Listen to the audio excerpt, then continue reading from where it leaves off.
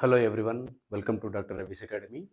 In today's video, we will be learning the Lami's theorem, the concept of Lami's theorem and how to apply this Lami's theorem to solve coplanar concurrent forces.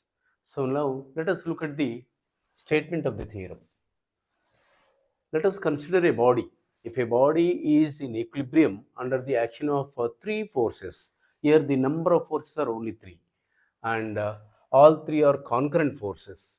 All three are coplanar concurrent forces. That means all the forces are lying in a single plane and all three are meeting at a point.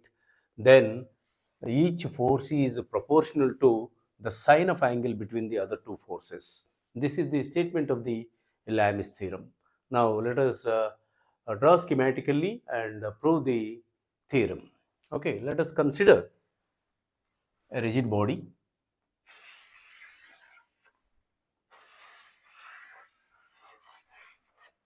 It is subjected to, let us say, three forces. I am considering this is my force F1, F2 and F3. All three forces are meeting at a point. O is the point of concurrency. All three are lying in a single plane. And the angle between the forces, F1, the angle between the other two forces, let us say it is alpha.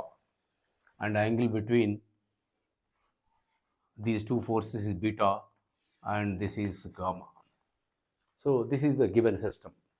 And let us, as it is said, it is in equilibrium. And if you join these three force vectors by tip to tail method, it is going to form a closed polygon, that is triangle. And let us draw the triangle. It is this particular force is magnitude and direction is known. This is your F1 and F2. This is the direction. And this angle, as you know, this angle is how much? It is angle between the vertical line and F2 is gamma. So this is gamma. So this becomes 180 minus gamma. And let us join F3 also, such that the system is said to be in equilibrium. And this angle, if we extend this, and angle between these two, that is F2 and F3. So this is your F3, force F3. Angle between F2 and F3 is alpha, and this becomes 180 minus alpha. And lastly, extend this, the angle between your F3 and F1, this angle is given beta, and this angle becomes 180 minus beta. So you have joined all the force vectors whose magnitude is known and direction is known, and as it is said to be in equilibrium, so it is going to form a closed polygon, and that polygon you have obtained. Now let us apply sliding rule of sine law. As you know that here each force vectors is F1, let us say F1 is proportional to the angle between the other two vectors, that is it is proportional to, it is 180 sine of 180 minus alpha.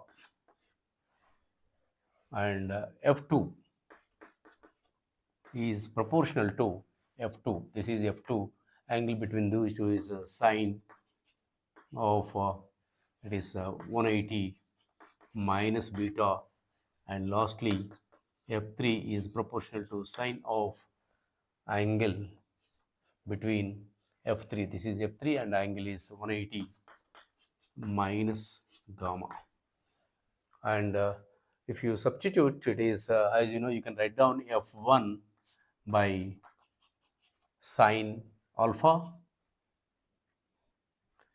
is equals to F2 by sine beta is equals to F3 by sine gamma. So this is what exactly the Lami's equation, and you have obtained this particular equation. As you see that F1 angle between other two forces, that is sine alpha, and F2 sine of angle between these two is beta, and F3, that is F3 sine of angle between other two forces gamma.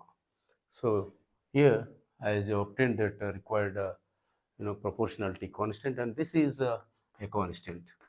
Only one thing you have to remember, it's very important that all the forces, all three forces, either it must be converging or diverging. Here it is given diverging from the point of concurrency, or you can take it as converging. All three must be unidirectional, either converging or diverging to the point of concurrency.